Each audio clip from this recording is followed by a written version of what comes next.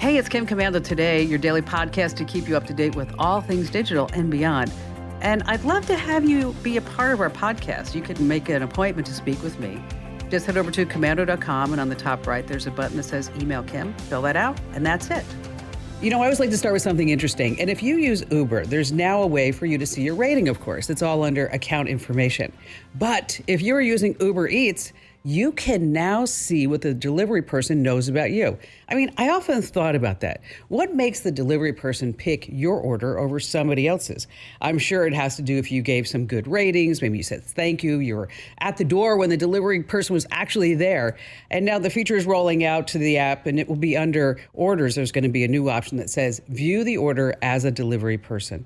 Now, this is a true story. A friend of mine broke up with his girlfriend. She was going out with somebody else at the same time. She was cheating, but I really thought that they were going to get married. But anyway, he told me that he ordered her a steak dinner and then he had Uber Eats deliver it. And I said, why would you do that? He said, well, revenge is a dish best served cold. Isn't that funny? Hey, listen, it's the Kim Komando Show. It's the largest show about all things digital. It's your most trusted source. And you're about to get more tech smarts because every single thing, that's right, is now a tech thing. And if you're a brand new listener, welcome. We're so glad that you're here. And if you're already a listener, welcome back. And you can find the Kim Komando Show on over 425 top stations across the United States. We're streaming in your favorite radio app. Just search for my last name, Komando, of course. And we're streaming as a podcast, as a webcast, 24/7, commercial-free, over at getkim.com. You get 30 days free trial to check it all out. And after that, it's just a few bucks a month. And you can also find us on the American Forces Network Radio that serves more than 375,000 American servicemen and women in 175 different countries and 200 ships at sea. Get the Kim Komando Show. And I'm sure you have at least a few questions about something digital I can lend a hand to. And our T-Mobile Unlimited listener line is now open at 1-888-825-5254 is the way to join us. And if you're just too shy to come on a big-time national radio show and podcast, well, we got you covered. Head over to Komando.com, and in the upper right-hand corner, there's a link that says Email Kim, and I read every single note that you guys and gals send me there. All right, let's get started with the news. And let me tell you, every day, I go to about 30 different websites, and I want to put together in this portion of the show 5 news stories that are happening in the tech industry that you need to know about. And we're going to start by talking about the advantages of electric versus gas-powered cars. I mean, why are electric cars better? Well, number one, okay, they're better for the environment. They make less noise than gas cars, except when they go in reverse and they get like that weird Jetson sound. Anyway, they can accelerate faster than gas-powered cars because they have instant torque. They also require less maintenance because they have fewer moving parts. And let's say the government is giving us some tax incentives to buy electric vehicles. And they're cheaper to operate than gas-powered cars. Wait, what was that last statement? Come on back, bucko, because a recent report from the Anderson Economic Group, they said that fueling costs from gas-powered cars are actually lower than similarly priced electric vehicles. Because fuel at the pump, you're paying about, get this, for 100 miles with gas, say $11.29. That's what they found. EV drivers are at home when they're charging up are about $11.60 per 100 miles. And if you're using those really expensive recharging stations along the highways and in the shopping malls, for an EV, you're at $14.40 per 100 miles. So let's just go back. It's going to be $11.60 at home with the EV, $14.40 if you're at the fast chargers, and then if you're at the house with gas, you're $11.29. So what the heck is going on? Come on, you're so smart. The cost for electricity has doubled in the last 10 years. So buying an electric car isn't the no-brainer that it used to be. But I will tell you from experience that when my electric bill, when I looked at it after I had the Tesla, it went up. It went up about 12% charging at home. So it's something to think about. Okay, you didn't have to buy gas, but your electric bill still goes up. All right, number 2 on our list, buddy, can you spare $1? Layoffs are everywhere. Big names like Microsoft, Amazon, Meta, they're letting tens of thousands of people go. So why all the tech layoffs? Of course, you can blame the obvious: recessions, inflation, skyrocketing interest rates. But it's not just that. There's a tech analyst, a guy by the name of Gene Munster. He was over on CNBC this past week. And he says it just comes down to this. The headcount's too high at companies like Carvana and Lyft and Twitter and Netflix. And they all increased their revenues during the pandemic, but then now things are kind of leveling off, so they got to let a whole bunch of people go. So what's the name of the one company that is not having any layoffs? Anybody? Can you think of it? Yes, it starts with an A, not Amazon. So you know what it is. It must be Apple. That's right. And why not Apple? It's not just because of all the iPhones, is that they just don't hire a lot of people. Oh, and this was in the news this morning. Google is laying off 12,000 people. 12,000 people, including 31 massage therapists. Didn't know they had those employed there over at Google. I can tell you, if this radio gig doesn't work out, I know where I'm going. But anyway, speaking of the massage therapists, I guess they're going to have to massage each other in the unemployment line. Number 3 on our list, this is a really sad story. It's another Facebook screw up, okay? Let's say you're in a private group on Facebook, and there is a murderer in this private group. Now, the authorities know about it, the social media site knows about it, but you don't know about it. Here's the story. Moderators of a private parents' Facebook group in Arkansas, they got a shock. A violent killer was a member. She targeted pregnant mothers in the group, saying, oh, if you guys or gals, you need baby clothes, you need cribs, anything for the little ones, you just let me know. Well, her gal's name was Lucy Barrow, and she would work under this guise of just wanting to be so nice and helpful. And she'd write something like, oh, I have extra clothes, let's meet up. The thing is that Lucy Barrow's real name is believed to be Amber Waterman, and she's probably a murderer. Sadly, she found a victim through this online group, a 33-year-old pregnant mother-to-be gal by the name of Ashley Bush. Waterman has been accused of kidnapping, shooting, and doing some really horrible things to this young woman's body. Now, according to Forbes in December, the FBI told Facebook to provide posts from within this group and a bunch of different data about the members. The thing is that Facebook never told the group that Barrow was targeting members of this private group or that they were under investigation. So the bottom line here is this. Just because you're in a private group doesn't mean that it's a safe group. All right, number 4 on our list is the doctor in. When's the last time you had a question for your real doctor and it wasn't WebMD? I mean, usually you have to call the office, you get a gatekeeper, but let's say you're so smart, you're super smart, and you figure out your physician's email address. So you think, hey, I'm just going to email them all my questions and a few pictures of the rash on my butt and ask them what's going on. But wait, not so fast, because doctors are now charging for email, up to $100 per email. Makes sense. Time is money. So here's the deal. Before you go back and forth with your doctor by email, make sure you're not getting charged per email for that. And finally, this coming in at number 5, it's going to cost you. I'm talking about ChatGPT, the most advanced AI yet. If you haven't tried it, you're missing out. It's so amazing. So news out this past week, not going to be free.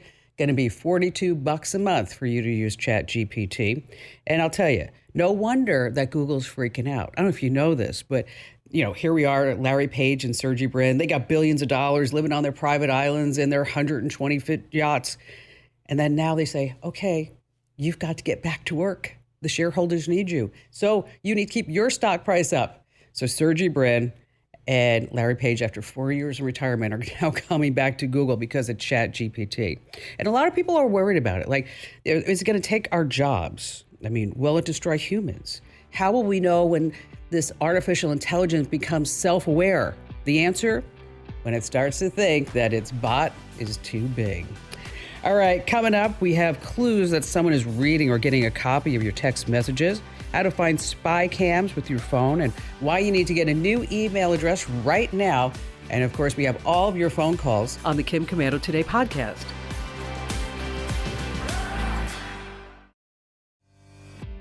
Hey, our T-Mobile Unlimited listener line is now open at 1-888-825-5254 is the way to join us. And let's get started with Michael in Norfolk, Virginia. Hello there, Michael. Well, kind of a complicated situation. I told your assistants I have a 14-year-old daughter who has a rather severe social media addiction.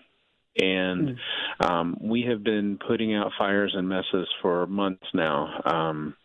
She's found various means of getting online, and then when she's online, some of the things she's done have not been very beneficial. So it's been like a nonstop, never-ending battle since then. And basically, whenever we know that she's gotten her hands on a smartphone, we've found ways of tracking it down and so forth. And that was very easy with Android phones because the software, the website, and so forth, you can get in there and find it pretty easily.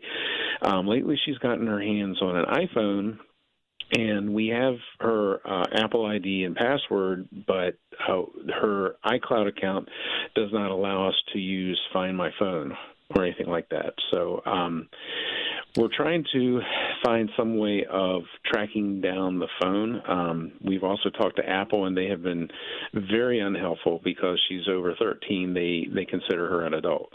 And so This we're is kind tough. of at yeah, it's very tough. This is tough. It's a tough situation. Sounds like you're playing like whack-a-mole. Every time you take something away, she finds it again, right? That is a very good analogy. It's not so much that she finds the exact thing we take, but she finds ways to getting her hands on another one. And so we've got a collection of about 13 phones now. And this latest one, like I said, is an iPhone. She's got it stored away somewhere.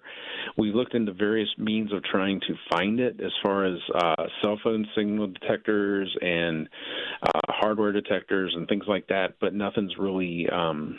See, it seems that if you find one iPhone, there's going to be an iPod, there's going to be a tablet, there's going to be somebody's laptop that has been left open, a desktop computer, whatever it may be.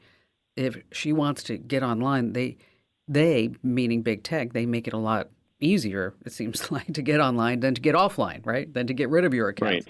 Right. What you can do is, if the phone is still on, you can turn on Bluetooth and see if your iPhone will detect and try to connect to it.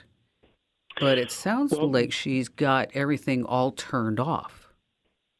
Well, she uses it and then she'll turn it off. And we don't have iPhones ourselves. Everything we have is Android. We do have PCs and so forth, but hers is the only iPhone. And if it was a matter of using something besides an iPhone, we would probably be able to find it pretty easily. But Apple has just gotten things pretty well locked down, and everything that we've looked into as far as trying to locate it is said, okay, we need to use Find My Phone. Well, the Find My software only works, for some reason it doesn't work on her iCloud account. We can get into iCloud and it says you don't have access to that feature. So, that's she may have turned it off. End. She may have turned it off. Okay. If she has if she has Find My turned off and she uses the phone and then turns it off, it's going to be really hard for you to find it with anything other than just a metal detector. I mean, for you to actually go out and say, where is this? And then, but keep in mind that you may just be scratching your head because she could give it to a friend. She's just going to keep going from one device to the next device. And she found one that's pretty hard for you to get to. And she turned off the Find My features. She's obviously very smart for her to take these different extents. Okay. So my point being is to sit her down at the kitchen table and say, turn over the phone, and you're not leaving this chair until you turn over the phone, because you're not 18. When you're 18 and you pay all your bills and you do everything, then you can go off on your own. But while you're in this house, these are the rules. What happens then? We have done that so many times, Kim. I mean, she's been advised by relatives and others, oh, well, you don't have to do anything you don't want to do. You're an independent woman, blah, blah, blah. And so she's taken all that to heart. We can't very well give her the third degree. There are limits on what we can do. But we've done exactly that on multiple occasions, and she's very obstinate about that and so forth. Again, we've confiscated probably 13 phones, and now she's got one that we can't grab. Yeah, I know. I feel sorry for you, really, because Michael, this is just got to tear you apart. And it takes your time, emotions, energy, money. How is she even buying all these devices? That's a whole nother story. But regardless, one of the problem, it wouldn't be so bad, except that some of the things she's gotten into while she's been online, and that's kind of a whole nother ball of wax. But we're just trying to kind of nip it in the bud, and we've been until now we've been successful, except for this particular phone, and it's just an Apple thing. Yeah, and like I said, if she has Find My device, if she has that turned off, there aren't a lot of options that you have right here. In order for you to find the phone or to try to use a metal detector somewhere in her house, but she's smarter than that. She's blown through 13 devices. She's learned everything each time that she went to a new device. She learned something new. And I would enlist the help of the counselor and tell the counselor, this is what's going on. I take her down right now to the counselor's office and say, this is our problem. Help us solve this family issue, because it's not just going to be an iPhone. Maybe next time it's another tablet, it's another laptop, or whatever it may be that she can get online. I mean, she can get online on an Xbox. I mean, it's that we have to go to the problem, and the problem is that your little girl has a real issue, and we need to nip that in the bud before she gets to be 18, and then she's out of your house, and then you have no authority, as she says, an independent woman. People aren't telling her she's not an independent woman. She's a 13-year-old little girl. Okay, I wasn't an independent woman until I was paying my own bills, and I think I was 19 when I started doing that. So I'm really, really stressing that rather than looking for a technical solution, I think we have to go back to basics. And I know you said that you've done that before, but I think you need that counselor involved, because there's no technical quick fix here to find an iPhone that's turned off. I wish there were, Michael. I'd be the first one to tell you about it. And thank you for your call. Studies have shown that excessive use of social media can lead to symptoms of, say, other addictions like withdrawal, tolerance, and negative impact on your mental and physical well-being. So always keep that in mind. Hey, if you got a car and sitting in the driveway, you could be making some money with it.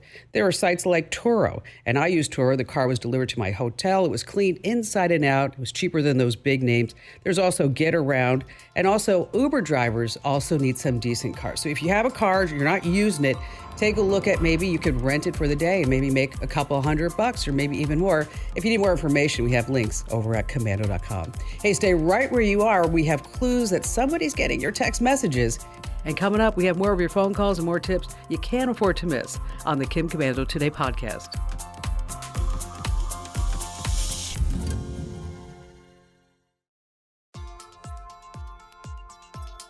All right, before we go back to all of your phone calls and some more great tips, let me tell you why you need a new email address right now. Now, when you buy something from Amazon, you get a few emails regarding your order, like when it was shipped, when it was delivered. Well, that's changing right now because Amazon, for the first time, is allowing sellers to email you directly. So on Amazon, sellers can only send you a marketing email if you follow the brands on their site, but that stipulation is going away. So if your Amazon account is tied to your primary email address, it's a great idea for you to get a new email address and use that only for your Amazon account. Now, it's so easy to create a new email address using Gmail or Outlook. And once you have that email address, you just sign onto your Amazon account and under Login and Security, update your address. This way, your personal email is free from Amazon sellers just sending you targeted email after email after email. You're like, oh, make the spam stop. All right, Linda in Denver, Colorado. Hello there, Linda. Hi, thank you for taking my call. I was recently laid off, and the company's letting me keep my computer, but they're going to wipe it clean before I leave. And I want to buy a version of Microsoft that includes just the basics, Word, PowerPoint, and Excel, and some sort of security software. I'm a boomer. I'm not very tech savvy. So I want to know what you think I should buy. I need to be set up at home to look for a job. I'm also looking for a small printer that's low maintenance. I don't have a lot of room. I have a very tiny condo, and my kitchen table serves as my table and my desk. So So, you know what? It does all the time. I mean, I have an office, but you're going to find me in the kitchen counter Yeah. sometimes all day. It's just the way that it is. There was a woman, Linda, who called the show. Oh, this is probably about 2 years ago, and she had like 3 computers and 2 printers and all this stuff on her dining room table. Oh, She's like, "How do I I consolidate all know. this?" So, anyway, all right. So what did you do before you got laid off? I was an office manager for a small engineering company. Okay, so did you use Microsoft Office there? We used Microsoft. We used 365. All right. So you got two. You have Office or Office 365. One is a one-time purchase versus a subscription. Okay. Office 365 is a subscription. You can pay an annual fee, or annual or monthly fee rather, and you get collaboration, OneDrive, Teams, things like that. And it also has some security updates. Now, if you go ahead and buy Microsoft Office, the version that you can buy, if you don't want to do a subscription, if you actually want to buy it, the last version you can buy is Microsoft Office 2019. And that includes Word, Excel, PowerPoint. So if you just want the software, I'll send you a link. You can buy it on Amazon for about $140 odd. So it depends upon you if you want to do that. Now, throw a whole nother wrench into the picture, okay, Linda? Is that if you didn't want to buy anything, is that you can just use Google Docs.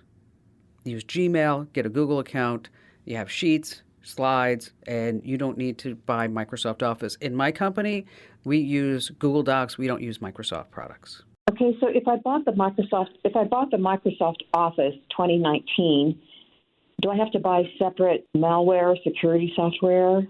Well, you're going to have that with Windows. We have a sponsor, Total AV. So if you go to protectwithkim.com, it's $19 for the first year. You're going to save 85%. So you do need some security and some antivirus software. And as far as a printer, it's really hard to beat an Epson EcoTank. I've had one for years. What's nice is that it comes with these big ink tanks. You don't need to actually fill them up, or pardon me, you don't have to buy the cartridges.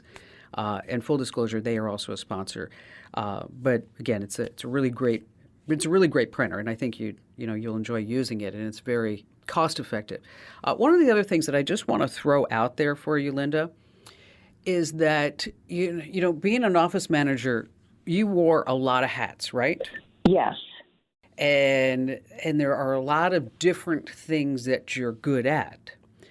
You might want to look and see go to LinkedIn.com, or you can go to ZipRecruiter or Indeed.com. And I'm just throwing it out there as just an option for you, is that there are so many companies that are hiring now remote workers, including remote office managers, to do certain tasks that an office manager does, because you just do so many things. Maybe you're doing anything from HR to accounting to receivables and ordering supplies and things like that. And you might be really good at getting a virtual at-home job as maybe a virtual assistant or a virtual office manager. Just forewarning that when you see these jobs listed, I just want to make sure be smart about it. Shouldn't have to pay anybody anything in order for you to get a job or buy your own computer or anything like that. It's just a scam.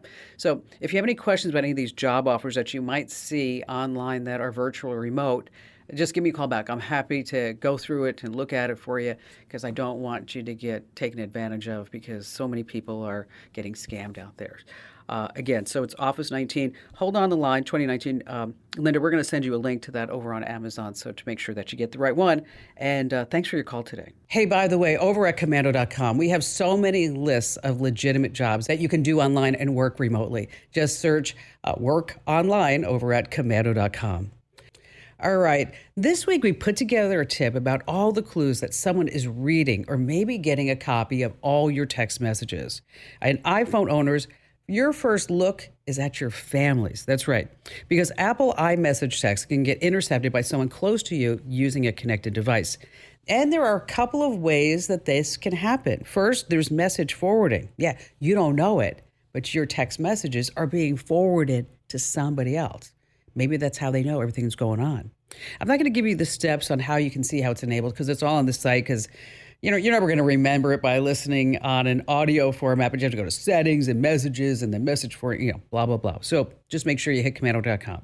Now, you can also use a code to see if your calls and texts are being forwarded. Now, depending on your carrier, this may or may not work, but all you do is dial *#21#, and then you hit the green call button. Once again, that's *#21#, and then you hit the green call button, and then you can see if your text messages are really being forwarded. Now, what about spyware? Oh my gosh, spyware. That's when somebody can get a copy of every single thing that you do on your phone. I'm talking about every single thing. No matter what it is, they get a copy of it.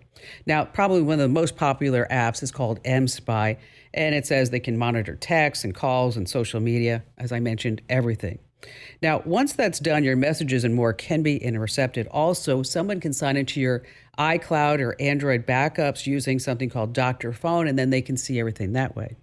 So if you think something is on your phone, you can look for the names of other apps, aside from mSpy, like there's Spy Bubble, Coco Spy, a Spy Era, Umoblix, Hoverwatch, and again, we have the names over at Komando.com. So what you want to do is take a look at the apps that are on your phone, and again, we're going to give you the steps to do it. And if your phone is infected with spyware, there are some other signs. Okay, maybe your battery's heating up, or you're getting some extra charges on data. Maybe it's slowing down your connection speed, or your phone is suddenly shutting down or constantly losing a connection during calls. Those can all be a clear-cut sign that you've got spyware or some other type of malware on your phone. All right, for the exact steps on how to do all of this, as well as the names of the programs, as I mentioned, we have it written all out for you. So this way you can just walk through it step by step over at Komando.com. So go to Komando.com. And when you're there, there's a button at the top that says Kim Show. Just click there and you can have everything that I just mentioned. All right, still to come, you've checked into your rental and you're sitting there thinking, ooh, I got a feeling that somebody's watching me. So how do you find out if there are hidden spy cams, and maybe in a hotel room or in a Vrbo or Airbnb or maybe just at work or wherever you are? Well, still to come, I'm going to walk you through all that. And again, we have more of your phone calls that you don't want to miss here on the Kim Komando Today podcast.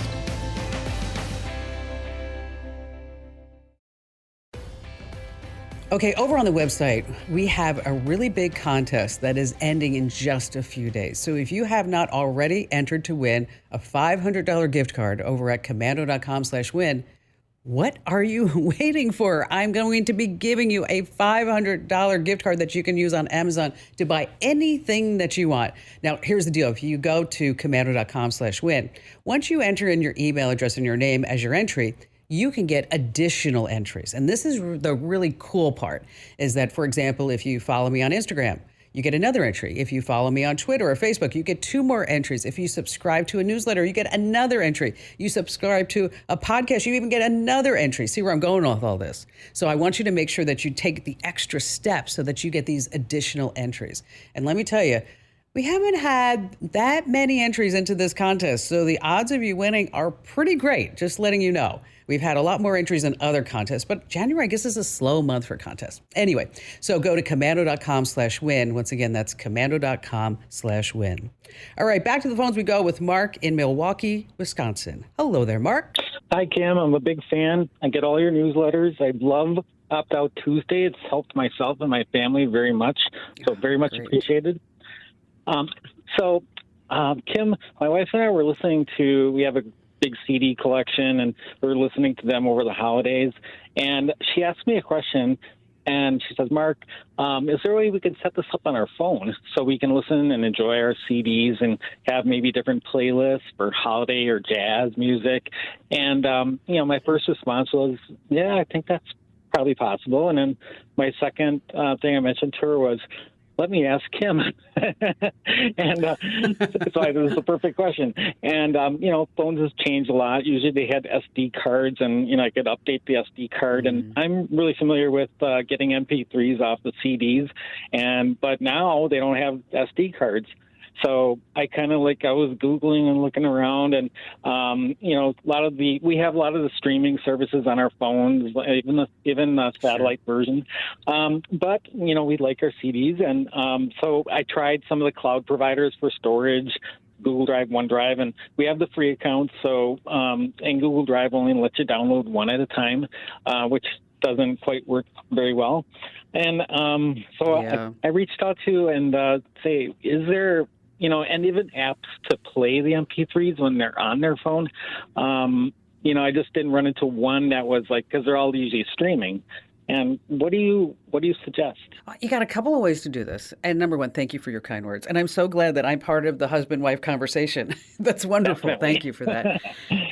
Let's go through the different ways. And then this way you can decide which one might be the best for you. Okay? Number one, you can use a music streaming service. You got Spotify, Apple Music, Amazon Music. You can create playlists and share them with others. So you can create a playlist, share the link with your wife, vice versa. She can access the same playlist on her phone. Okay. If you don't want to do that, and by the way, Spotify has a premium version. It costs $10 a month that allows you to sync and share playlists. And so that's going to cost you a little bit for that. All right. Okay. Second choice is that you're going to use a third-party app that's available in the Google Play Store. They have names like Tune My Music, it's like MUSCONV, and Music Sync.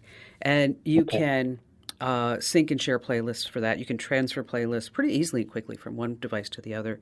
You mentioned the cloud storage. There's Google Drive and Dropbox. And then you can share the link, and then she can download it. And then there are these file sharing apps like ShareIt and AirDroid that allow you to share files between devices. You can share a playlist, and she can import it from the phone. So, but I think if you're asking me, the easiest way to do it is probably but you already have these CDs on your, on a drive. Yeah, and that might even be something that you want to put a NAS drive in your home too, a network attached storage.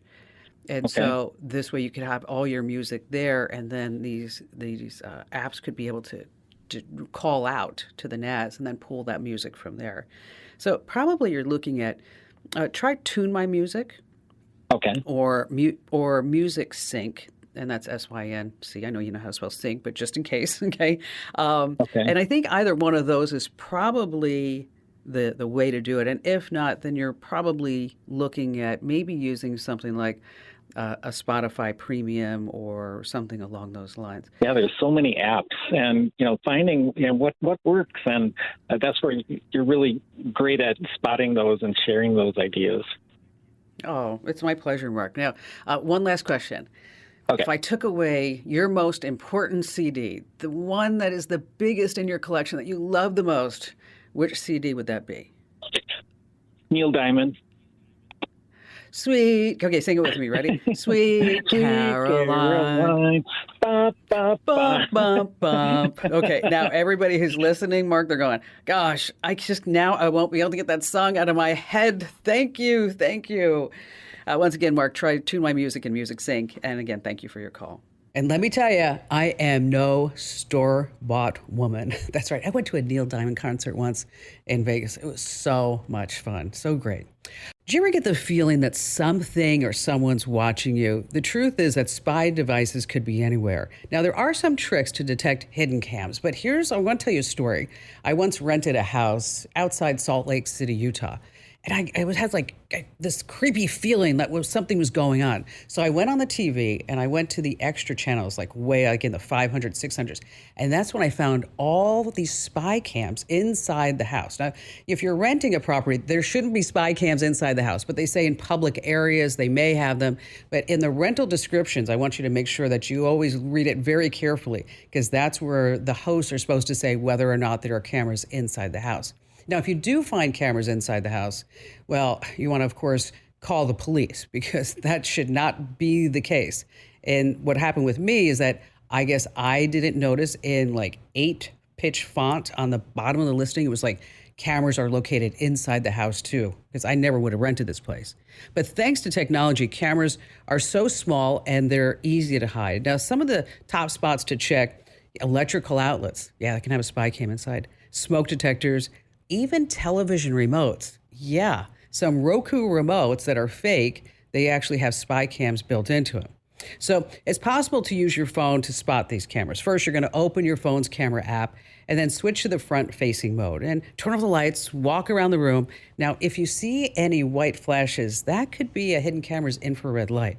Now, if things don't still feel right, you want to get an RF detector. I like the one on Amazon. It's called the Anti-Spy Detector. It sells for around $40, and it picks up radio frequencies from devices like wireless cams or audio listening devices. And finally, as I mentioned, make sure you call the police if you find any type of hidden surveillance equipment that has not been disclosed to you. And do me a favor, tell 3 friends about the Kim Komando Show, because every single thing is a tech thing.